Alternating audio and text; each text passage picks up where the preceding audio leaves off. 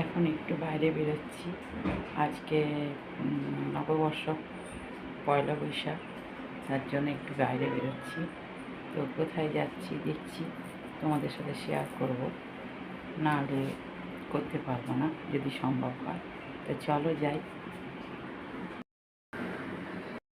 এখন একটু বেরোচ্ছি।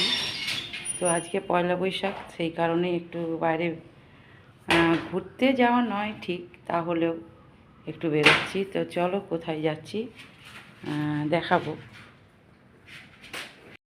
এখন একটু বাইরে বেরোচ্ছি।